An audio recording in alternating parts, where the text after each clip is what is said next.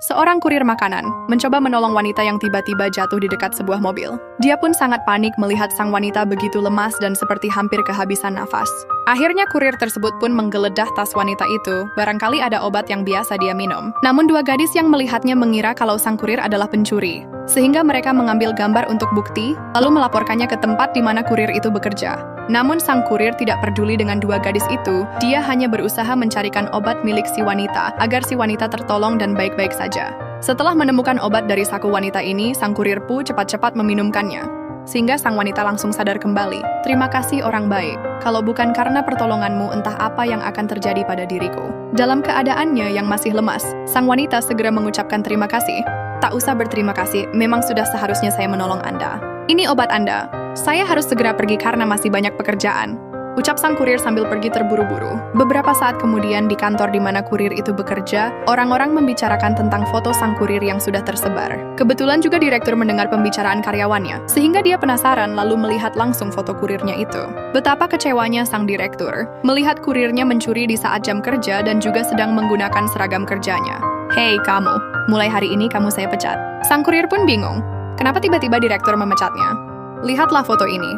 Perbuatanmu sungguh sangat keterlaluan. Mulai sekarang pergi dan jangan pernah kembali lagi untuk bekerja di sini. Ucap sang direktur yang sudah terlanjur kecewa dan tidak mau mendengar penjelasan apapun. Sekarang kurir ini pun tidak tahu harus mencari pekerjaan kemana lagi. Di saat dia harus mengumpulkan uang sebanyak-banyaknya untuk berobat sang ibu, dia malah kehilangan pekerjaannya. Kenapa ini terjadi padaku?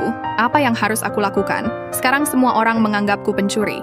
Ucap dalam hati sang kurir, dengan langkahnya yang begitu lemas dan tidak bisa berpikir lagi. Dia pun duduk sejenak untuk menghilangkan rasa lelahnya hingga tanpa terasa, matanya meneteskan air mata. Di saat kurir ini sedang bersedih, wanita yang dia tolong kebetulan lewat dan melihatnya. Apa yang terjadi padamu? Kenapa kamu begitu bingung? Kurir ini pun lalu menjelaskan apa yang sedang dia alami. Aku baru saja kehilangan pekerjaanku, padahal saat ini ibuku sedang sakit dan aku tidak tahu harus berbuat apa. Maafkan saya, mungkin semua itu terjadi karena kamu menolong saya, ucap sang wanita dengan penuh rasa bersalah. Ikutlah ke kantor saya sekarang juga. Kurir ini pun mengikuti sang wanita, dan siapa sangka, sesampainya di sana sang wanita memberinya pekerjaan dengan gaji yang lebih tinggi dari pekerjaan sebelumnya. Mulai besok datanglah untuk bekerja di sini.